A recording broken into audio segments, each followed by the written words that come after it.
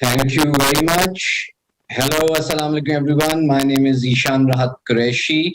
As introduced, I am the founder and CEO of High Achievers League.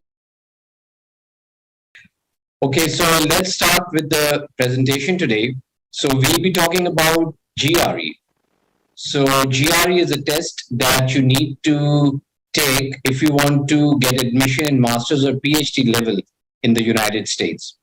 So how do you do the GRE? GRE is a computer-based test. You have to sit in front of the computer in the test center for around 4 hours to do this exam.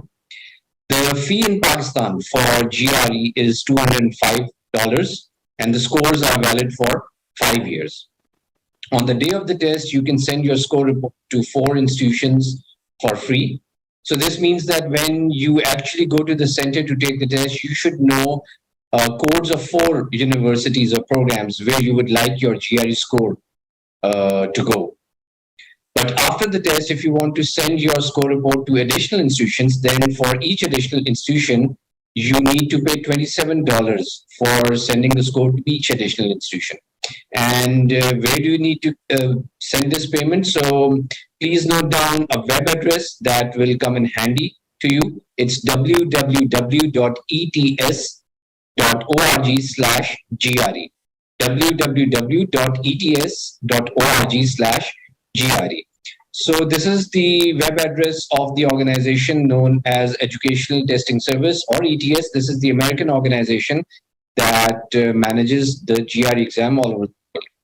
So when do this test take place? The test takes place from Monday to Thursday every week, all year round. And what you need to do is to go to the ETS website and select the test center and select the test date and get yourself registered. Okay, so let's talk about the test format. The GRE test format involves 3 major sections.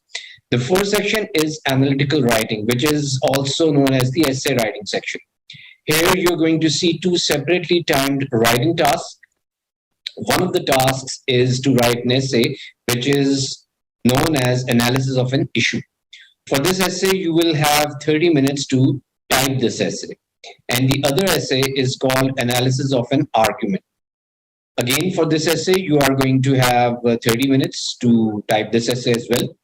So after you're done with this section, then you will start getting the verbal and the quant sections one by one, alternately. So if you get the math section first, then you're going to get the English section, then math section, then English section. Or if you get the verbal section first, then you will get a math section after that, then verbal, and then math.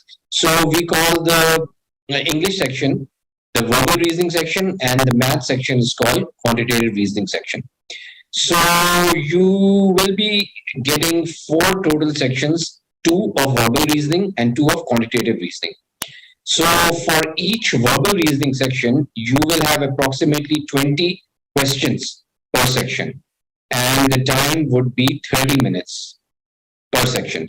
And for the quantitative reasoning section, again, you will have approximately 20 questions per section, and the time that you will get will be 35 minutes per section. Okay, sometimes what ETS does is they give you an extra section. It may be a verbal section or it may be a quant section. You as a test taker will not know which of these sections will not be scored. So what happens is when you get 5 sections, 1 section out of those 5 will not be scored, but you as a test taker will not know which section will not be scored. So that section is for ETS's internal research purposes. So what you need to do here is that whether you get 4 sections or 5 sections, please don't worry about it. Just do each question and each section as it would be scored. So no worries, you get 4 sections, you get 5 sections, just do your best in each section. All right, sometimes what ETS does is they may give an identified research section that is not scored. It may be included, so it's not necessary it will be included, but it may be included. And it always comes, if it comes, at the end of the test. So again, if you get this kind of section, the number of questions may vary, time may vary, but it will always come at the end. It will be an identified research section. You will know that it wouldn't be scored, so don't worry about it again. Just relax and do this section. So I hope you understand the format of GRE. So let's talk about quantitative reasoning. So as we discussed, there are two sections of quantitative reasoning, and you have 20 questions and 35 minutes for each section. Now the score range for quant is between 130 to 170 in increments of 1 point. This means that you can either get a 132, a 140, a 145. So you won't be getting a score in points, like you won't be getting a 132.2 or a 144.4. So you will get integer marks, you will get marks in increments of 1 point, and the quant reasoning score starts from 130. So this means that if you even do not score any question correctly, you will still get a 130. Okay, and the max that you can get in quant is 170. So what is required of you to know to do well on this exam? So you need to understand the basic concepts of arithmetic, algebra, geometry, and data analysis. So this is the same kind of math that you either did in your inter or in your A levels. Even it's, simpler than that. It does not have trigonometry. It does not have derivative. And what does data analysis mean? Data analysis means you will be given charts and graphs, and you need to interpret those. So there will be multiple choice questions that you will be attempting for all this. So there are actually 4 kinds of questions that you will get in GRE Quant. So all questions will not be MCQs actually. So the first kind of question can be quantitative reasoning, quantitative comparison. So in quantitative comparison, 2 quantities will be given to you and you have to compare the 2 quantities. We will be looking at some samples for this. Then you have MCQs in which there is 1 correct answer. Then you have MCQs in which there can be more than 1 correct answer. And then you have numeric entry questions. In numeric entry questions, you'll be given a box and you have to type the correct answer inside the box. So you won't be having MCQs in numeric entry kind of questions. Okay, so let's just look at an example here. So this is a MCQ in which there is 1 correct answer. So select a single answer choice. If 5x plus 32 equals 4 minus 2x, what is the value of x? I'm sure you can do that. So you take x on the left side and you take the quantities on the right side. So the left side will become 5x plus 2x, which is 7x. And the right side would become 4 minus 32, which is minus 28. So on one side we have 7x, which equals minus 28. So x will equal minus 4. So the correct answer here is C. All right, another sample in which you have to select 2 correct answer choices. So here they say, which 2 of the following numbers have a product that is greater than 60? So we have 4 options. So you will be given scratch papers there in the test center that you can use for your rough work. Always try to use tips and strategies and shortcuts wherever you can. Try to save your time, because GRE is a time management test in which you need to manage your time, and there will definitely be time pressure on you. So try to save your time. So when we see a question like this, we should immediately we should be able to point out that either the 2 answers are going to be A and B. That's because when we multiply 2 negative numbers, we get a positive number. Or the answer can be C and D. So the answer won't be C and D. That's because 6 into 8 is 48. And we need a product of 2 numbers here whose product's result is greater than plus 60. So minus 9 multiplied by minus 7 gives us plus 63. So we are going to select what? A and B here. Okay, let's move on. So now this is a numeric entry question in which you have to type the correct answer inside the boxes. So it says rectangle R has length 30 and width 10, and square S has length 5. The perimeter of S is what fraction of the perimeter of R?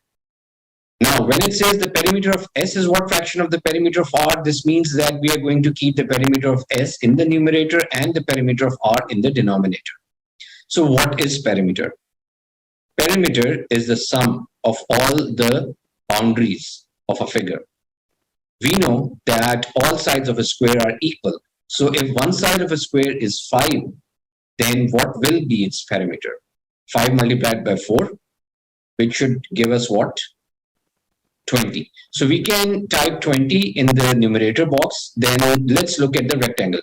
Now, for a rectangle, we know that the opposite sides are equal and parallel. So if two sides of a rectangle are 30 and 10, then the other two sides need to be 30 and 10 as well. So what will be the perimeter of the rectangle? 30 plus 10 plus 30 plus 10, which is going to be 80. So if you type 20 by 80, it's fine. If you type 2 by 8, it's fine. If you type 1 by 4, it's okay. The answer is correct. All right, let's look at the other question. There are twice as many girls as boys in an English class. If 30% of the girls and 45% of the boys have already submitted their homework, what percent of students have not submitted their homework? Okay, whenever we get questions in terms of percentages, it's always safe to plug in a value of 100. That's because that would make our calculations easier. So let's say the number of boys is 100. Then what will be the number of girls? It will be 200. That's because girls are twice than boys. So how many boys did their homework? 45 boys did their homework. So 45% of 100 is 45. And how many girls did their homework? 30% of the girls did their homework. So 30% of 200 is what? 60. So 60 plus 45 gives us 105. This means 105 students completed their homework or submitted their homework. But remember, we always need to look at the question very carefully. So the question says, what percent of students have not submitted the homework yet? Okay, so out of 300, if 105 students submitted their homework, so how many of them did not submit their homework? 300 minus 105, which gives us 195. So now we know that 195 students did not submit their homework. The question asks us to find the answer as a percent. So 195 divided by 300 multiplied by 100 should give us the answer, which will be 65%. So this is one way that we could do this question, and I hope you got what I wanted to explain. Okay, now this is quantitative comparison question in which you need to compare the two quantities. Now, before we look at this question, please note down when you need to select one of the four choices given. So in a quantitative reasoning question or in a quantitative comparison question, you're always given four answer choices: A, B, C, and D. So if answer choice A, if quantity A is bigger than quantity B, you always select answer choice A. If quantity B is bigger than quantity A, then you select answer choice B. If the two quantities are equal, you select answer choice C. And if the relationship cannot be determined from the information given, then you select answer choice D. So let's look at this question. Quantity A is 23% of 43 and quantity B is 43% of 23. So before you rush to solve this question, always look at it a bit carefully. So you don't even need to solve this question. If you look at it closely, you will find that the numerator in both these quantities is 23 into 43. And the denominator in both the quantities is 100. So in a sense, both these quantities are essentially equal. We don't even need to make a calculation here. So as I mentioned, wherever we can save time, we should. So whenever we get a question like this, in which there are two quantities and the percentage sign switches, we can safely select answer choice C. Let's move ahead. Okay, now sometimes this may happen that you are given a statement at the top and then there is quantity A and quantity B. So here we are given x square equals 25. Quantity A is x and quantity B is 25 square root. So the reason why we have given this sample to you is that sometimes a question that may seem to be an easy question, it may actually not be that easy. There may be a trick involved. Like in this question, there is a trick involved. So when I go to different universities all over Pakistan, I have seen that students have the tendency to just say out aloud that the correct answer is C. That's because they think if x squared is 25, then x is 5, and the square root of 25 is 5. So they're equal.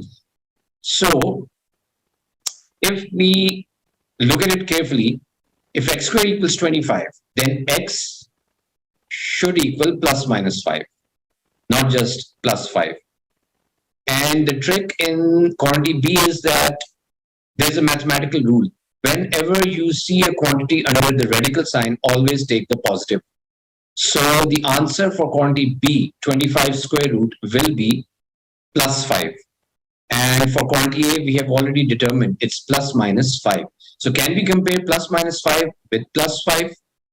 Not really. That's because when we take quantity A is plus 5 and quantity B is already plus 5, so it seems like as if both are equal. When we take quantity A is minus 5, then it seems like as if quantity B is bigger.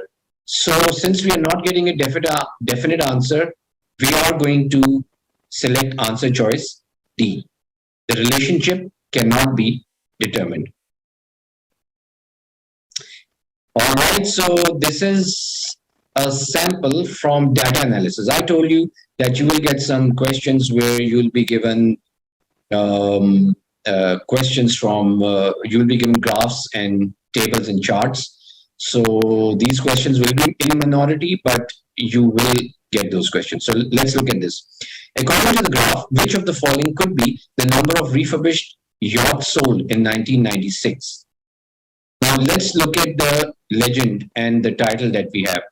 New and refurbished yacht sales of company J 1994 to 2004 and median sale price for selected years.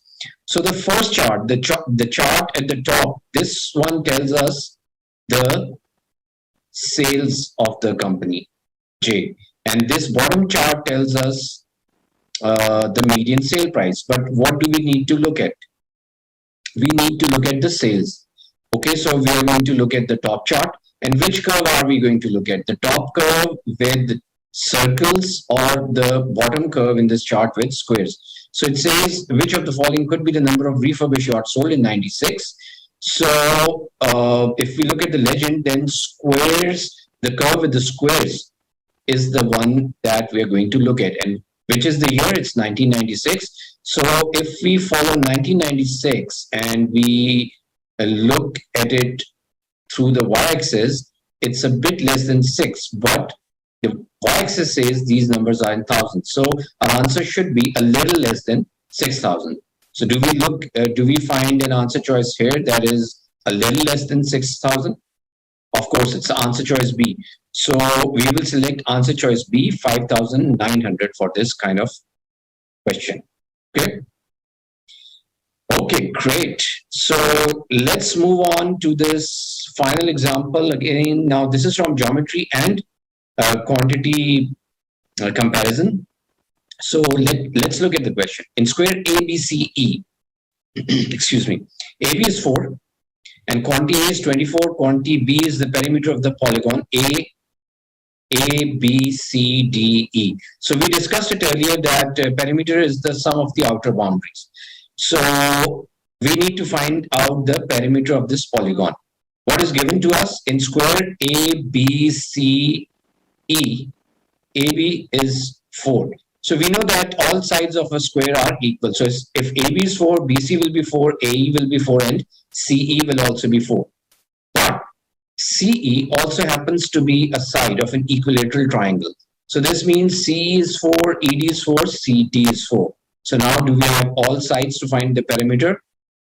Okay, one mistake that students make in this question is that they add CE in perimeter as well. CE will not be added in the perimeter since this is not the outer boundary.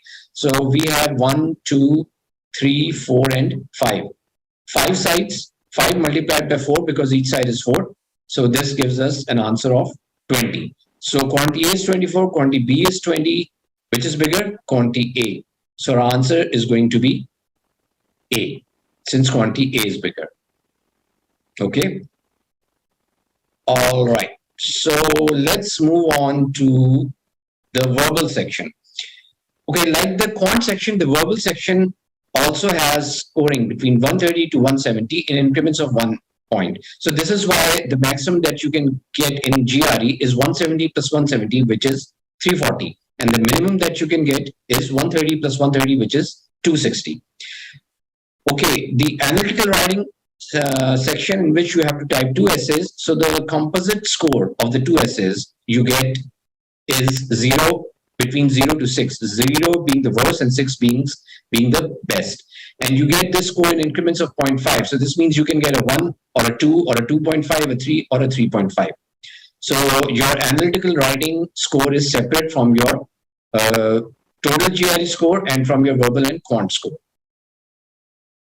So these are the 3 types of questions that you're going to see in reading comprehension, in verbal reasoning, reading comprehension, text completion, and sentence equivalence.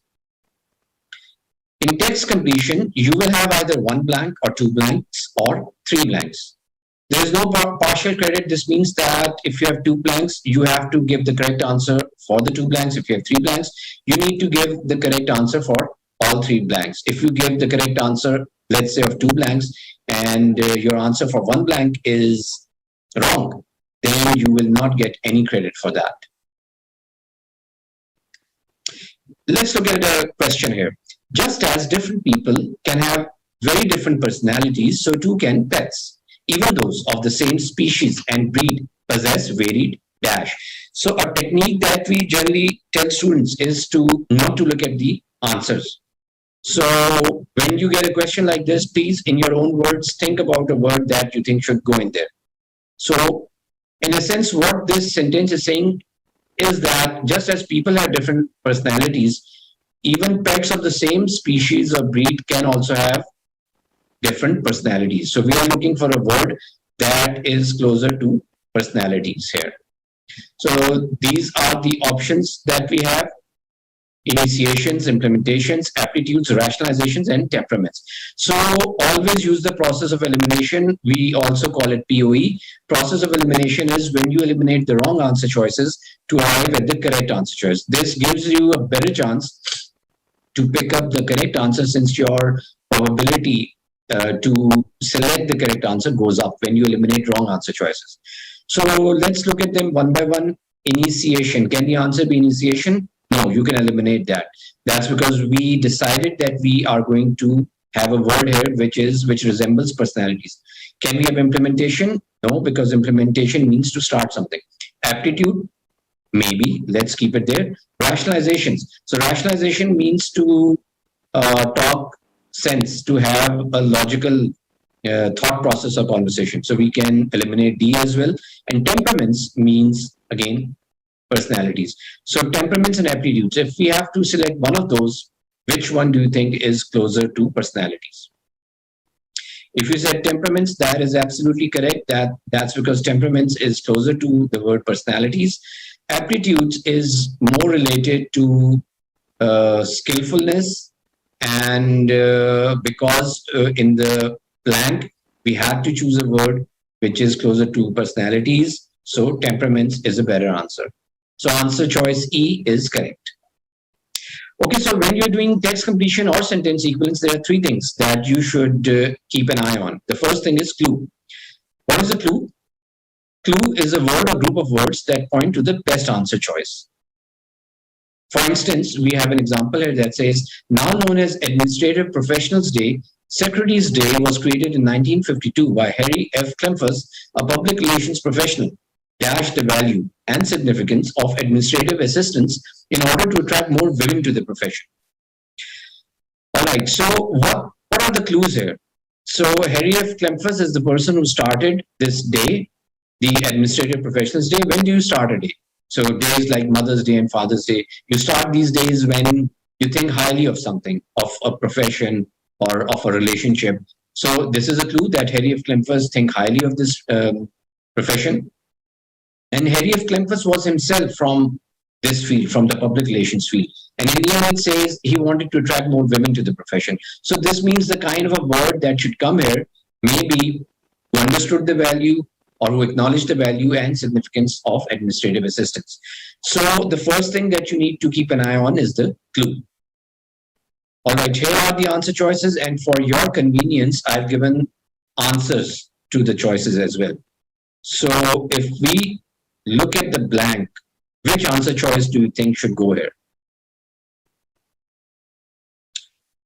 So if you selected answer choice B, which is touted, you're absolutely correct, because he definitely promoted the value and significance of administrative assistance. All other answer choices here do not match, so we can eliminate them. All right, so besides the clue, you should also look at the tone of the blank and the sentence to see whether it's positive or negative. A wind chill warning is issued when the temperature is projected to reach minus 25 degrees Fahrenheit or lower, the point at which the cold has dash effects on living creatures. So if you look at the tone of the sentence, it's mostly negative, and the kind of temperature, which is in minus 25 degrees Fahrenheit or lower, this would definitely have devastating effects on living creatures. So a kind of a negative answer, a negative word is going to go there. It can be lethal effects on living creatures, negative effects on living creatures, adverse effects on living creatures, dangerous effects on living creatures, anything like that.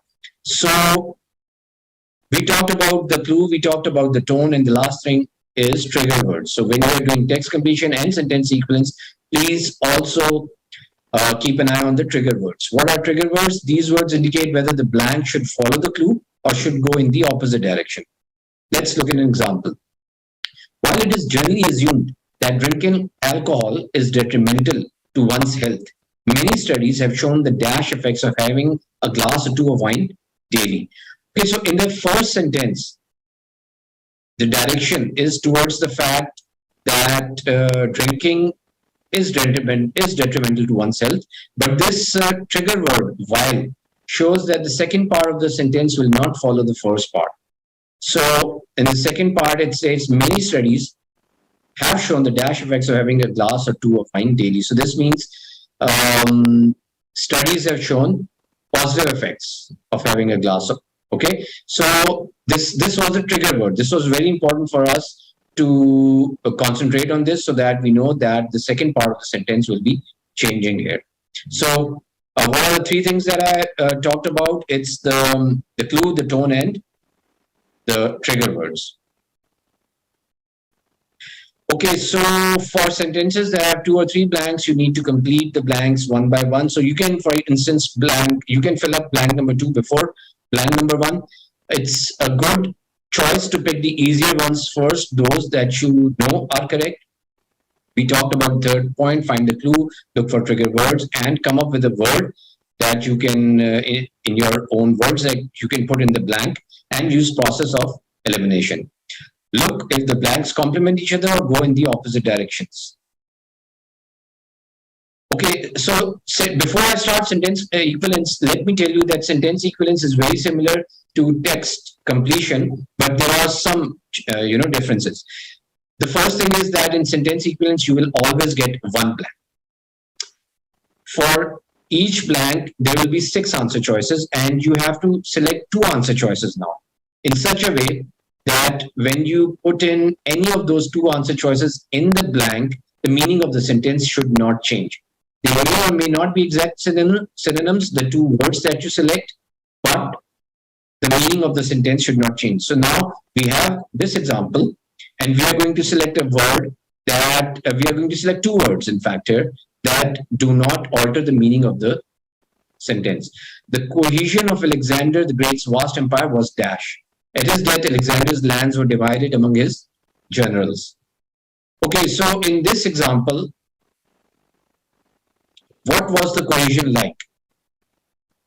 If Alexander's lands were divided among his generals, so this means cohesion or the bonding of the empire was not good. So we know what kind of a word we are looking at here. Something that tells us the cohesion was not good. So these are the answer choices, and I've given the answers to you. So please know that for text completion and for sentence equivalence, you will need to build a vocabulary, and vocabulary is not built in one day. So it may take you 1.5 months to build vocabulary. So please, those people who are planning on taking the GRE and applying this year for the classes that start next year, please start building your vocabulary. Okay, so what's the answer here? If you selected the two answers as B, precarious, and F, tenuous, you're absolutely correct, because we were looking for a word that tells us the cohesion was not strong. So B and F are the answers. Okay, another sample. Despite their outward negativity, many a cynic harbors an inner faith in the dash of mankind.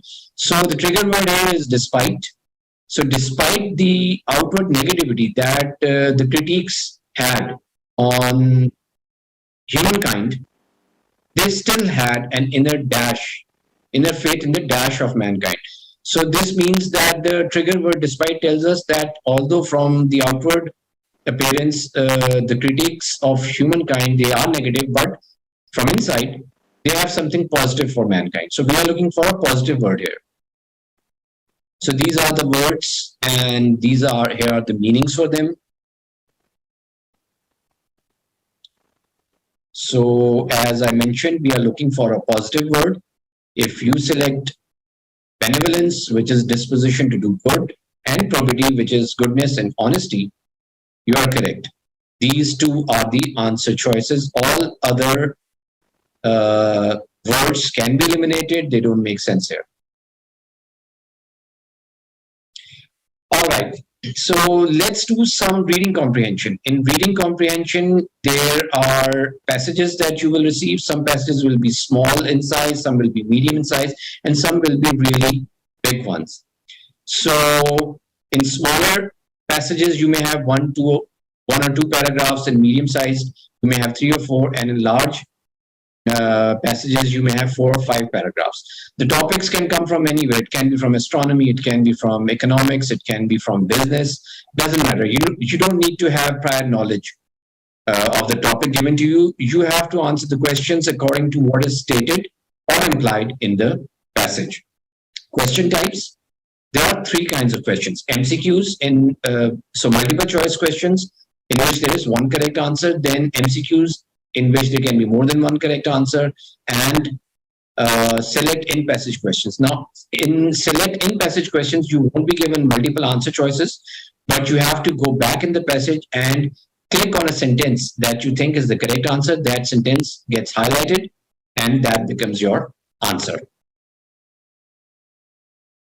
Okay, so we did talk about this. You will be having passages 1 to 5 paragraphs. After each passage, you will have questions that will ask questions about that passage, and you may have between 1 to 5 questions. Focus is less on vocabulary in this section and more on your reading skills. So another technique that I need to tell you here is that if you try to read the whole of the passage, you may run out of time. So one technique that we tell students is that for each paragraph, read the first 3 to 4 lines carefully, and then skim through the rest of the paragraph. Know the main idea of each paragraph. Then in the second paragraph, do the same. Read the first 3 4 lines and skim through the rest. And in the last paragraph, look for conclusion. So you do not need to retain or remember all the details in the passage. What you need to do is that when you read a question, you should know which para you should go to find the answer. So if you go this way and practice a lot, you will be able to do well in reading comprehension. Okay, so we have an excerpt here from a passage. I'm not going to read all of it, but just the first 3 4 lines, and then let's see what's the main idea, what's the structure, and what's the tone. Little is known about the elusive section of the Earth's atmosphere known as the mesosphere. Located between the stratosphere, the maximum altitude that airplanes can achieve, and the thermosphere, the minimum altitude of spacecraft, mesosphere is poorly understood. Okay, so if I've just read through this, so what's the main idea? The main idea is that they're talking about an atmospheric phenomenon. They're talking about an atmospheric layer, mesosphere, what's above that layer, what's below that layer. If I skim through the rest, and if you try to skim through the rest, they are talking about waves, how there is dissipation of waves, what happens, how these wave patterns are formed, and what happens when these waves collide with the meteorites. So, so you know that when they talk about conflagration or fire, you have to come in this passage. When they talk about the layered mesosphere or the upper and lower layers, you have to come to this uh, para. So we know the main idea, the structure. There can be three kinds of structures. There can be an explanatory structure, there can be an evaluative structure in which two or three things are being evaluated, or there may be an argument. So in this kind of a para, we have an expository or explanatory structure. And what's the tone? I would say the tone is neither negative nor positive. It's a neutral tone because environmental phenomena, an environmental phenomenon is being explained. Okay, so let's look at another excerpt. So this one says, or consider McMurtry's treatment of character. The traditional Western formula depicts mainly masculine characters and portrays them as both heroic and human. In his novels, McMurtry creates strong female characters. So what's the main idea? They're talking about a writer whose name is McMurtry. And what have McMurtry done different from the traditional novelists? He has shown women to be the main characters and heroes of his novels. So this is the main idea. And if we skim through the rest, then in the rest of the para, they're talking about how critics talk about his writing style. So this means that if we have a question about critics, we know we have to come here. If there's a question on how McMurtry treats women or gender in general, we have to come here. So the question says, select the sentence that shows the author's view of McMurtry's treatment of gender. Now, this kind of question, we do not have any answer choices here. So this means this is select in passage question. So which line do you think we're going to select here? Select the sentence that shows the author's view of McMurtry's treatment of gender. So line number 3 that says, in his novels, McMurtry creates strong female characters. This is the sentence that we should choose, because here the author tells us how McMurtry creates gender. So you will select this sentence, it will get highlighted, and this will be your answers. Besides that, one final point about the essays. So as I mentioned, there are 2 essays that you need to type. So we'll talk about the essays in detail at some later point, but just to tell you the main point of the 2 essays. The first essay, analysis of an issue. In that essay, some statements will be given to you and you have to take a position in favor or against those statements. And in the other essay, analysis of an argument, you will be given an argument and you have to critique on that argument. So to go on the ETS website, www.ets.org/GRE, you will find a lot of examples of these essays here.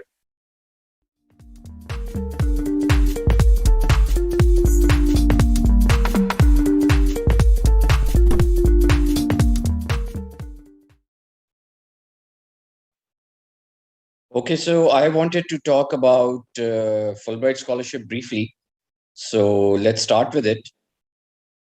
So United States Educational Foundation in Pakistan, or USEFP, also known as Fulbright Commission, manages the Fulbright Scholarship in Pakistan. So what is Fulbright Scholarship? What happened was that after the Second World War, there was a US senator named William J. Fulbright. So he proposed this concept of Fulbright Scholarship to let American students and scholars go to the outside world, and scholars and students from other countries to come to United States of America. So that this would be not just an educational exchange, but a cultural exchange as well, so that there is more harmony produced among the people of the US and the people of the rest of the world. So this concept was born, this was approved by Congress, and in early 1950s, this concept was born, and the USCFP in Pakistan was also established in 1950. So it has been working since then for the same purpose. So who can apply for Fulbright Scholarship? If you have 16 years of education, you can apply for the master's degree through Fulbright scholarship. And if you have 18 years of education, then you can apply for the PhD program.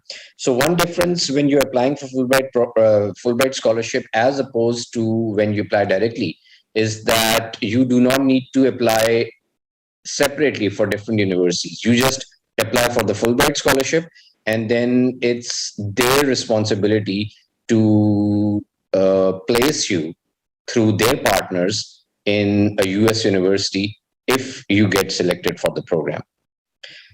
Um, you should be a Pakistani citizen in order to apply for Fulbright. So those people who may be living in Pakistan but are not Pakistani residents or Pakistani citizens, especially, they cannot apply for this program.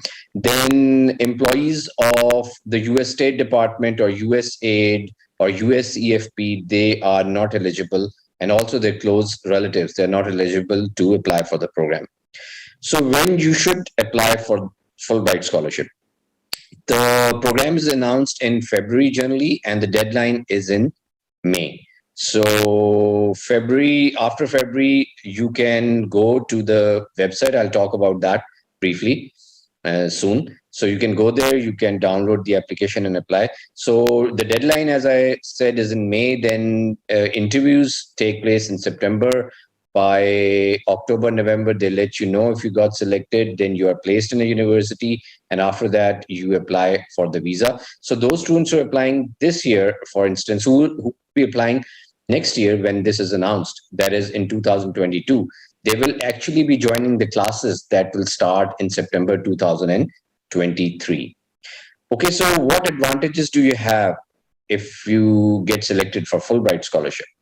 So you won't have to worry about your tuition fee that would be paid. You will get a handsome stipend to fulfill your living expenses while in the US. You do not have to worry about the books. Your insurance as an international student will be paid, and you will get an airline ticket for once going to the US and for coming back. And you will also get allowance for local trips in the US. For example, if you want to participate in a conference, you can maybe apply for that. You can do that. So there are a lot of advantages of getting the Fulbright scholarship. So what is required of you if you get selected? The requirement on your part is that the amount of time that you spend in the US, the same amount of time you should come back and spend in Pakistan. So this is to avoid brain drain. For instance, if you spend 5 years in a PhD program in US, then you are required to come back for 5 years. And if you have done a master's program for 2 years, then you are required to come back for a couple of years. So in these years that you spend in Pakistan, you are allowed to do whatever you want. But when the tenure is over, then you can pursue your long-term employment or study goals anywhere in the world. So how to apply for Fulbright scholarship? You need to go to the website www.uscfp.org. I've mentioned that address on the slide. So you can go there, and you can, the application will be available in February. So it's an online application. You go there and you fill it up and you upload the documents required. So mostly the documents are related to your past academic studies, your extracurriculars, stuff like that. What is the criteria? How do you get selected? So one important thing that you need to know is that you need to take the GRE exam. That is a requirement for Fulbright. So to know more about GRE, you can go to www.ets.org/GRE. And on that website, you'll find out how you can get registered for the exam. And you will also see some material there. There's also a free online mock test known as Power Prep 2 on their website that you can use to find out what current level you have regarding GRE. Okay, so one criterion is GRE. Then they're also going to look at your past academic record. They are also going to look at the 3 recommendation letters that you'll have to send them. So actually, the recommendation letters will directly be sent from your referees. And who are your referees? So you can ideally you can have two recommendation letters filled up by your former professors or teachers, and one by your supervisor or your boss if you have worked anywhere. So they are going to look at your recommendation letters, and they are also going to look at the two essays that you are going to write in your application. So one of those essays is regarding you, about your personality, about what kind of a person you are, what challenges you faced in life, how you overcome them. So it's more of a personal statement kind of an essay. And the other essay, it's basically it deals with your the field in which you want to pursue your education. So for instance, you should be writing in that essay about why you selected a particular field, why you are interested in pursuing education in that field, what contribution do you think you can make in that field. So stuff like that. So your GRE score, your recommendation letters, your past academic record, and your essays. So all these things are going to play a role. They look at your application in a holistic manner. This means that there is not just one criterion that heavily affects your application, but they look at the different parts that make your application a whole. So they are also going to be looking for a commitment from you come back, because obviously that is a requirement of Fulbright scholarship. So you should keep that in mind as well. So those students who get shortlisted, they are called in for interview during the COVID period. The interviews were being done online, but in future they may get back to having physical interviews that take place in Islamabad. So in the interview, they are looking for a well-rounded personality. They are looking for people who can be ambassadors of Pakistan, who can represent Pakistan in a positive light, and those kinds of people who are generally outgoing, who can talk, who are bold, who are confident. So this is what you'll have to demonstrate in addition to your academics when you go in for an interview. All right, so this is mainly what I wanted to talk about in this presentation. I hope you must have learned something. So with that, I thank you and my host a lot for having me and for this presentation. Thank you so much. Allah Hafiz.